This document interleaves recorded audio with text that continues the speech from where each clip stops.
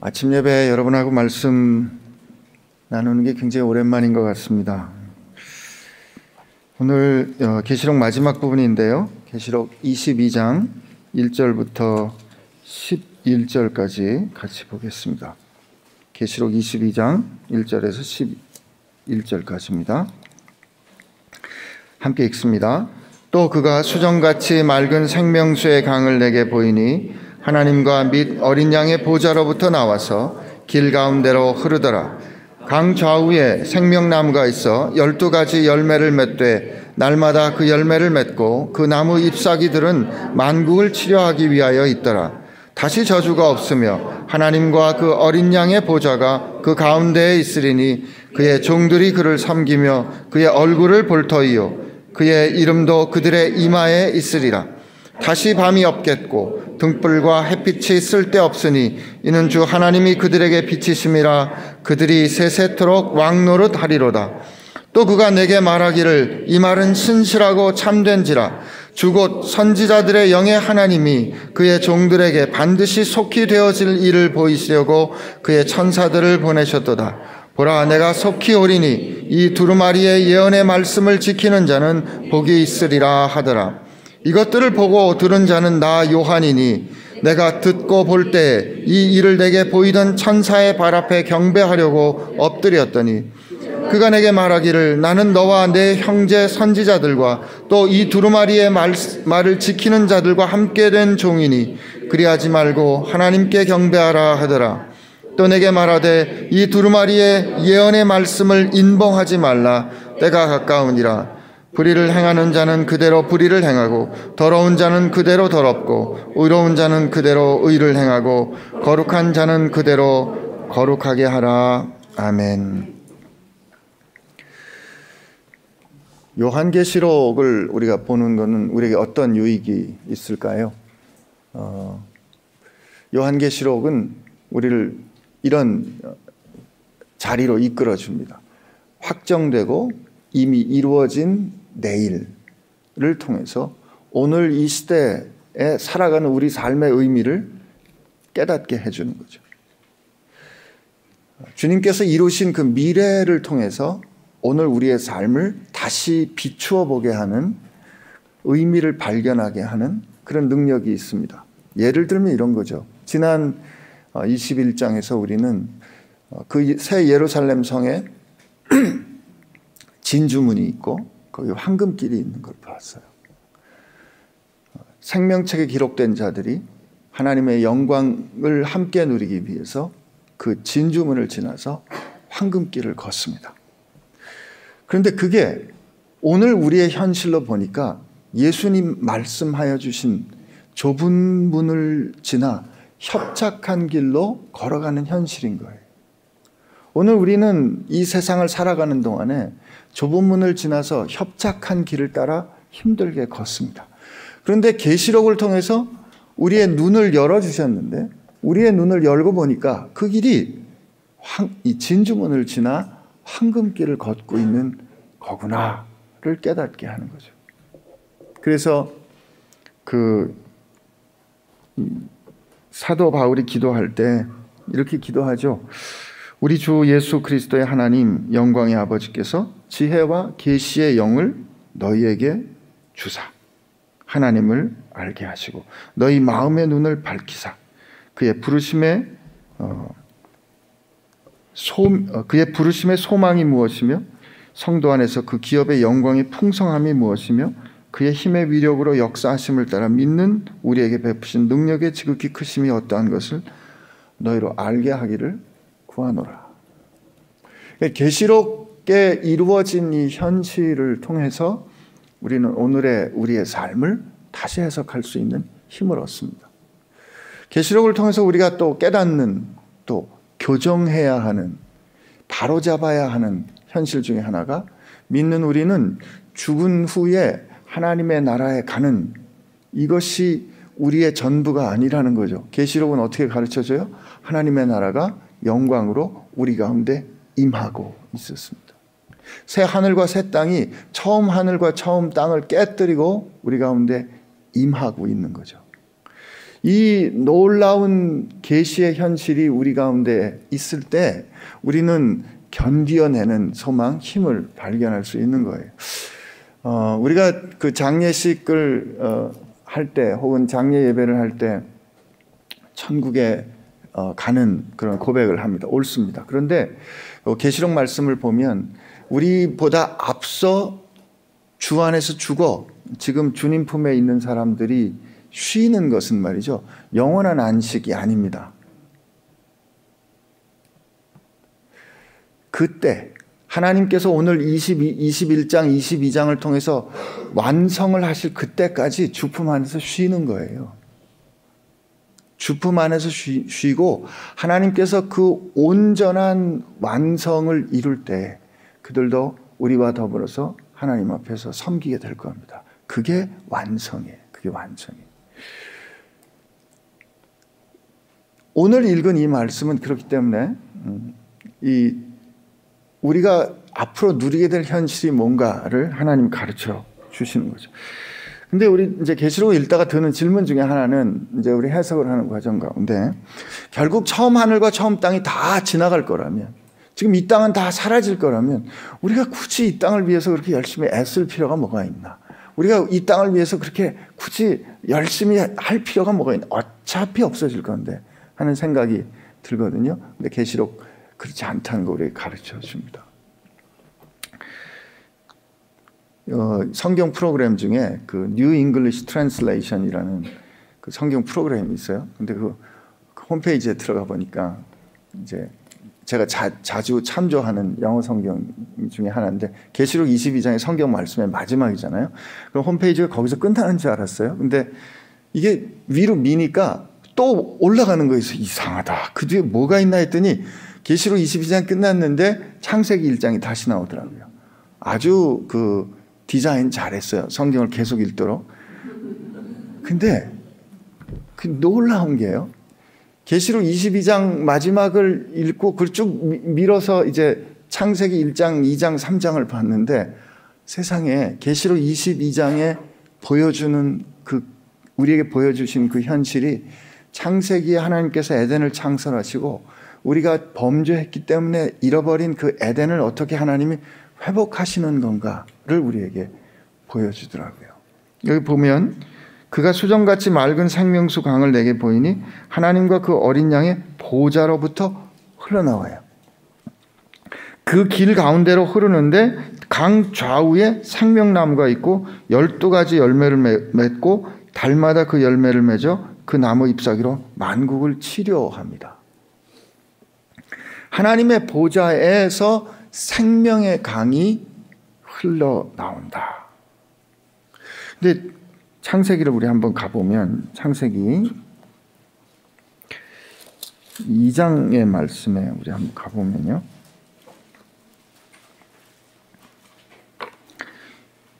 창세기 2장 이제 8절에 보면 여호와 하나님이 동방의 에덴의 동산을 창설하시고 그 지으신 사람을 거기 두시니라. 여호와 하나님이 그 땅에 보기에 아름답고 먹기 좋은 나무가 나게 하시니 동산 가운데 생명나무와 선악을 알게 하는 나무도 있더라. 강이 에덴으로부터 흘러나와 동산을 적시고 거기서부터 갈라져 내 근원이 되었다. 이렇게 얘기합니다. 근데 이 하나님께서 에덴을 이렇게 만드신 이유는 하나님의 형상과 모양을 따라 하나님의 형상을 지닌 왕 같은 제사장으로 사람을 창조하시고 하나님의 뜻에 따라 세상을 통치하도록, 세상을 지키고 다스리도록, 이때 세상을 지키고 다스린다는 뜻의 동사가 아바드 한다는 말이 섬긴다. 이게 아바드 한다는 말이 하나님을 섬긴다, 경배한다는 뜻으로도 사용이 됩니다. 그런데 그렇게 하신 하나님은 그 에덴을 통해서 인간과 함께 동거하시는 공간을 창조하신 거예요. 그러니까 인간과 함께 하시는 공간이 에덴의 의미라면 하늘과 땅이 함께 만나는 곳이 에덴이에요. 근데 인간이 범죄함으로 하나님의 말씀을 따르지 않으므로 인간은 하늘과 땅이 만나는 그곳으로부터 분리되어 쫓겨나죠. 에덴으로부터 쫓겨납니다.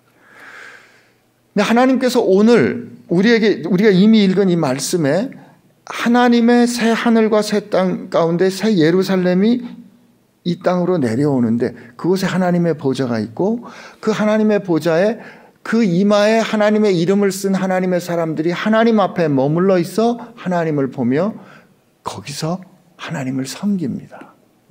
에덴의 회복인 거예요. 근데 이렇게 될 것이라는 이 말씀은 포로되었을 때가 어떤 뜻입니까?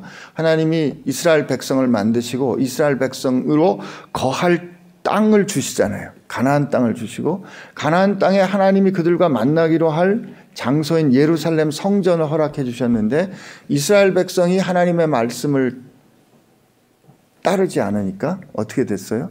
그들이 그 약속의 땅에서 쫓겨나죠. 그래서 그들이 바벨론으로 쫓겨가지 않습니까? 그 바벨론으로 쫓겨간 때가 이제 주님 오시기 한 6세기 전쯤인데 그 BC 6세기 전후에 그때 기록된 예언서들이 에스겔서, 스가랴서 그렇습니다. 근데 에스겔서 47장에 보면 하나님이 어떤 비전을 보여주시냐면 예루살렘 성을 새롭게 회복하시고 성전을 세우시는데 그 성전 보좌에서 물이 흘러나와 사람이 지나갈 수 없는 온 지면을 가득 채우는 강이 됩니다. 그리고 그 강을 따라 나무들이 있고 그 나무의 열매와 잎사귀가 사람을 살게 하고 만국을 치료하게 하는 그런 비전을 허락해 주세요. 이게 에스겔서 47장이에요. 그리고 스가랴서 14장에 보면 하나님께서 이 왕이 되시는 그때 예루살렘 성에서 강이 흐릅니다. 그러니까 지금 이 보여주시는 이 환상은 뭐냐면 잃어버렸던 에덴이 회복될 거다는 거예요. 잃어버렸던 에덴이 회복된다. 근데 여기 보니까 2절 말미에 그 생명나무 과실이 만국을 치료합니다. 이 만국을 치료한다는 말은 이상하다. 새하늘과 새 땅이 되면 다시 아픔도 질병도 없을 건데 이게 어떻게 된 거죠? 라고 해석할 수도 있는데 이때 치료한다는 말은 그들에게 생명을 유지하도록 지탱해 준다. 이런 뜻이기도 합니다. 아니면 이때 보여주신 이 새하늘과 새 땅의 예루살렘은 하나님께서 만국을 회복해 가기 위한 전진기지라고 볼 때 이 생명나무는 이 만국을 치료하는 그런 역할을 할 수도 있는 거죠. 근데 거기 보니까 3절에 하나님과 그 어린 양의 보좌가 그 가운데 있고 그의 종들이 그를 섬기는데 그의 얼굴을 봅니다. 그러니까 하나님하고 이 고린도전서 13장에도 보면 그때는 우리가 얼굴과 얼굴을 마주해 본다 그렇게 되어 있잖아요. 하나님하고 아주 가까운 거예요. 하나님하고 아주 가까워요. 하나님과 함께 거합니다. 동거합니다. 그의 보좌 앞에 담대히 나가는 현실을 보여주는 거죠. 이게 이제 완성될 모습이에요. 완성될 모습이에요. 그리고 그건 뭐라고 얘기하냐면 그들이 세세토록 왕노릇한대요. 여러분, 근데 이게 오늘 우리하고 무슨 상관이 있어요?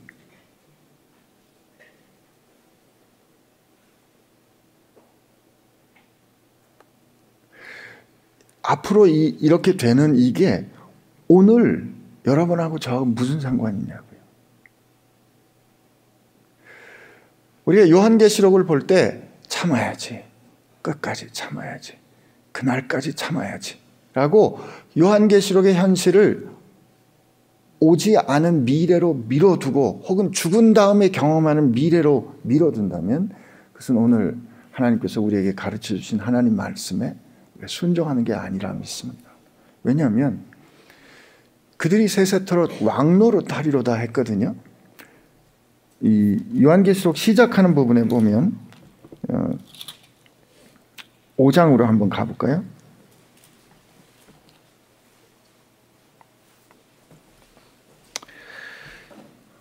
하늘에 예배가 있잖아요. 근데 5장 9절에 보면 그들이 우리 한번 같이 읽어볼까요? 9절 10절 시작.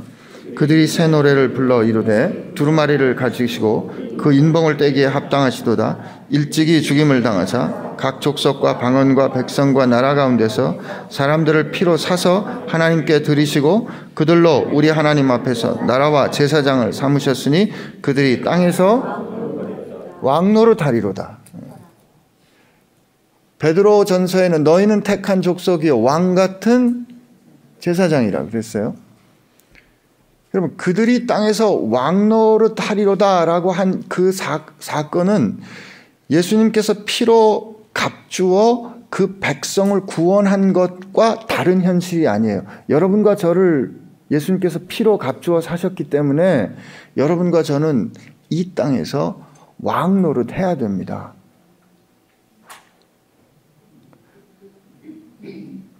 뭐 인정이 잘 안 되시는 모양이죠. 제가 다시 한번, 제 얘기 아니잖아요. 지금 하늘에서 이 찬송이 지금 매일 들려지고 있잖아요. 그죠? 그가 각 나라와 족속과 백성과 방언에서 그가 한 민족 가운데 자기 피로 사서 그들을 하나님의 나라와 제사장 삼으셨으니 베이직 공동체에 속한 그들은 땅에서 왕노릇 하리로다. 아직도 아멘이 안 되시는 거예요. 근데 이제 요한의 그 계시가 시작이 될 때 이 찬송을 듣고 보았는데 마지막에 완성될 때도 왕노릇 한다고 되어 있는 거예요. 그럼 여러분께 다시 한번 질문을 해볼게요. 사도 바울이 이 땅을 살면서 왕노릇 했습니까? 안 했습니까? 네, 했습니다. 그죠? 근데 다 아멘이 안 나오네요. 사도 바울이 이 땅에 살면서 왕노릇 했습니다. 왜냐면 그 고린도 후서에 보니까 이렇게 되어 있어요. 고린도 후서 우리 한번 가보면 고린도 후서 5장인데요.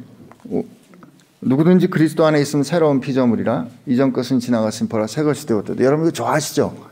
네, 이 말씀 아주 좋아해요.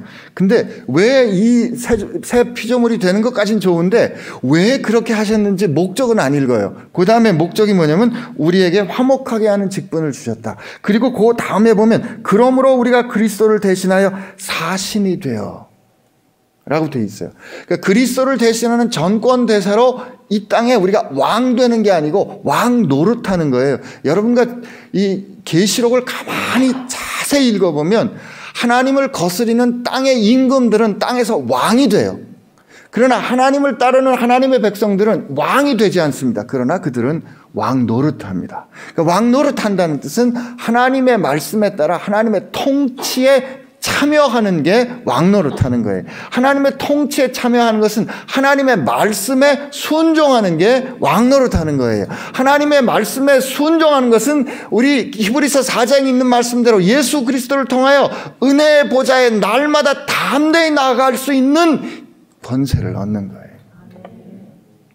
그런데 그 하나님의 말씀에 따라 순종하는 우리의 삶의 모습이 어떠하냐면 그가 고린도후서 6장에 뭐라고 고백하냐면 고린도후서 6장 1절을 보면 우리가 하나님과 함께 일하는 자로서, 야 굉장하죠. 우리가 하나님과 함께 일하는 자로서, 하나님과 함께 일하는 자로서 쭉 그 다음에 보면 그런데 우리 삶의 모습은 어떠한가? 보세요. 8절 후반부부터 한번 읽어드릴게요. 우리는 속이는 자 같으나 참되고 무명한 자 같으나 유명한 자요. 죽은 자 같으나 보라 우리가 살아있고 징계를 받은 자 같으나 죽임을 당하지 아니하고 근심하는 자 같으나 항상 기뻐하고 가난한 자 같으나 많은 사람을 부유하게 하고 아무것도 없는 자 같으나 모든 것을 가진 자로다 라고 얘기했어요. 여러분 이게 땅에서 왕노릇했던 사도 바울의 모습이에요. 우리는 땅에서 왕노릇한다고 하면 짐승이 우리에게 가르쳐 주신 주신이 아니고 짐승이 우리에게 가르쳐 준 속임수에 속았단 말이에요. 예수님께서도 가르쳐 줘요. 예수님의 제자들이 누가 더 큰 자냐고 막 따지고 서로 싸우니까 누가복음 22장에 최후의 만찬 자리에서 그들이 그렇게 싸우니까 예수님께서 얘들아 세상에선 말이다 권세를 가진 사람들이 자기 마음대로 힘을 휘두르는 것이 임금이 되고 권세를 가진 자 같으나 내가 너희들 가운데 섬기는 자로 있지 않느냐. 누구든지 큰 자가 되고자 하면 작은 자가 돼야 되고 섬기는 자가 돼야 된다. 이것이 왕노릇하는 거다 가르쳐 주시는 거죠. 사도 바울은 약한 가운데 하나님의 능력을 누림으로 왕노릇했습니다. 여러분, 이 계시록 5장에 있는 선언은 이건 이루어진 일에 대한 선언이거든요. 근데 계시록 5장에 있는 하나님께서 피로 값주어 사신 그 사람들의 삶의 모습에 대한 증언이 보면, 예를 들면 계시록 7장은 이렇게 돼 있어요.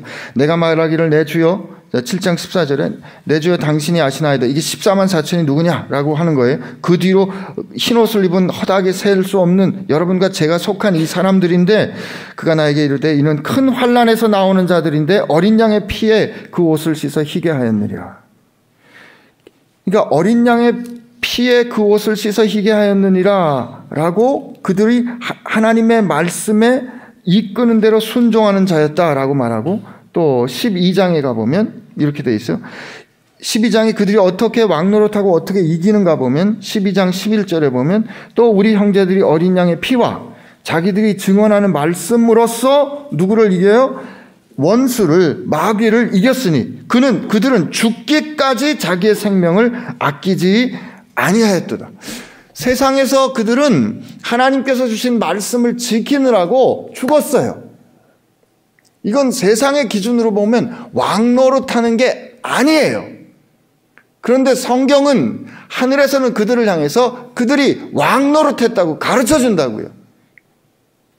요한계시록은 우리에게 뭘 가르쳐줘요? 우리가 세상에서 좁은 길을 걷고 우리가 세상에서 협착한 길을 따라 걷는 이것이 하늘의 진주문을 지나 황금길을 걷는 것이고, 세상에서 하나님의 말씀을 지키고 살다가 꺾여 죽는 것 같은데 실패하는 것 같고 지는 것 같고 노예로 사는 것 같은데, 이게 하나님께서 다스리시는 그 통치하는 그곳에서는 예수의 이름으로 왕노릇하는 거다라고 가르쳐 주신 거죠.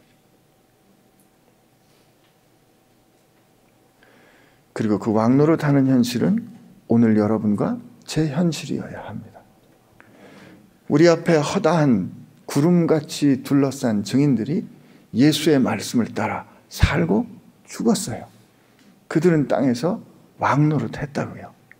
그들에게 요한계시록 22장의 현실은 먼 미래가 아니었어요. 그들이 살았던 현실이라고요. 여러분과 저는 어떻습니까? 오늘 우리가 이 세상을 살아가다가 말씀을 따라, 하나님의 말씀을 따라 붙잡고 씨름을 하는데 세상이 좀처럼 말을 안 듣는 거예요. 그럴 때 우리가 요한계시록의 전체 스토리를 우리가 막 마음에 품고 있어야 되는 거죠.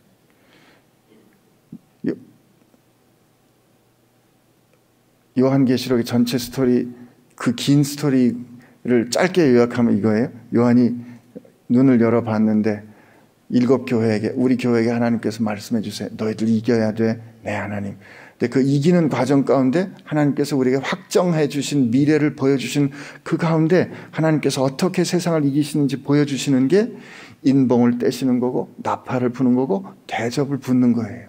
근데 인봉을 뗄 때 그 중요하게 여러분이 확인해야 될 건 뭐냐면, 인봉을 떼시는 심판 가운데 6번째 뭐가 있냐면, 하나님이 택한 사람의 머리에 이마에 인치기를 그치기까지 그 심판은 끝나지 않아요. 무슨 뜻이냐면, 하나님은 여러분과 택하신 분을 이마에 인쳐서 확실히 구원할 사람을 구원할 때까지 이 세상을 흔드는 일을 보류하신다고요. 그러니까 세상이 막 흔들린다, 세상에 어려운 일이 일어나고 천지가 뒤집어지는 이런 일들이 일어난다, 어려움이 일어난다, 이 말은 무슨 뜻이냐면 하나님이 인치시기를 끝냈다. 그걸 우리 볼 수 있는 거죠. 그 다음에 나팔을 불어요. 나팔을 불면 하나님이 진짜 하늘과 땅, 강과 바다를 깨뜨리고 휘저으시는데, 이건 뭐냐면 디크리에이션 하는 거예요. 처음 하늘과 처음 땅을 깨뜨려 펄징하는 거지. 정련하신다고요. 이제 하늘과 새 땅으로 다시 빚어가기 위해서 잘못되고 왜곡된 것을 깨뜨리신다고요. 근데 이 깨뜨리는 과정 가운데 하나님 폭로하세요. 어떤 짐승의 권세를 폭로하신다고요. 이때 짐승이 자기에게 속한 자들의 인치입니다. 그러니까 인봉을 뗄 때는 하나님의 천사들이 하나님의 택한 사람을 인치는데 나팔을 불면 하나님이 폭로하실 때 짐승들이 자기에게 속한 졸개들의 인을 쳐요. 그리고 대접을 부으시는데 대접을 불 때는 그 짐승에 입맞은 자들에게 하나님의 진노와 심판이 임하는 거죠. 그때 우리는 안전합니다. 이게 계시록이에요. 그러니까 우리 가운데 어떤 흔들림이 있어도 우리는 괜찮은 거죠. 우리 이마에 이름이 있으니까 말이에요. 예, 시간이 많이 갔습니다. 그래서 여러분, 우리 계시록 말씀, 오늘 이 말씀 그냥 5절까지밖에 못 읽었는데 이 말씀 읽을 때 오늘 마음 가운데 가지고 가셨으면 하는 소망은, 나는 지금 이 세상에서 왕노릇하고 있는가. 계시록의 현실은 먼 미래가 아니고 오늘 내가 살아야 하는 현실인데 내가 왕노릇하고 있는가. 그럼 내가 왕노릇함이란, 하나님은 말씀을 통해서 우리가 그 보좌 앞에 살 수 있도록 허락해 주셨잖아요. 그 말씀을 붙잡고 이 세상에서 좁은 길을 걷고 있는가. 그렇게 함으로 이 세상을 통치하고 왕노릇하는 여러분 되시기를 축복합니다. 우리 하나님 앞에 기도합시다. 기도할 때, 하나님, 오늘 제가 세상 사는 동안에 왕노릇하게 해주세요. 말씀을 붙잡고 그 말씀 따라 증언하게 해주세요. 이렇게 우리 같이 기도하겠습니다. 좋으신 하나님 감사합니다. 오늘 우리에게 은혜를 주셔서 감사하고, 우리 마음 가운데 회복된 에덴의 비전과 회복된 에덴의 모습을 허락해 주셔서 감사합니다. 그리고 오늘 우리를 불러주신 하나님, 그 에덴을, 하나님께서 만드신 그 새 하늘과 새 땅을 먼 미래로 사는 것이 아니라 오늘 말씀을 통하여 우리 가운데 살라 하여 주신 하나님 은혜 감사합니다. 하나님의 뜻이 그러하다면 하나님 우리로 그렇게 순종하는 자들 되게 하여 주옵시고, 우리도 다만 신실한 믿을 수 있는 증인 되게 하여 주옵소서. 하나님, 오늘 우리더러 세상에서 왕노릇하라 하셨사오니 왕노릇 하겠습니다. 그리고 그 왕노릇하는 방법이, 왕노릇 할 때 우리에게 주신 하나님의 길이 하나님의 말씀에 따라 우리의 삶으로, 우리의 말로 증언하는 거라 하셨사오니 하나님 우리로 신실한 증인 되게 하여 주십시오. 세상이 증인된 우리들을 꺾을 수도 있고, 세상이 우리를 세상의 말로 이기려고, 그래서 세상에선 우리가 지는 것 같고 속이는 자 같고 아무것도 없는 자 같고 가난한 자 같지만, 실상 우리가 진실한 자요, 이기는 자요, 부한 자요, 다른 사람을 부욕해 하는 자요, 세상을 치유하고 살리는 자인 것을 눈을 열어 보게 하여 주옵소서. 그 왕노릇하게 하신 주님 앞에 감사하옵고, 이제는 그 생명으로 우리를 사서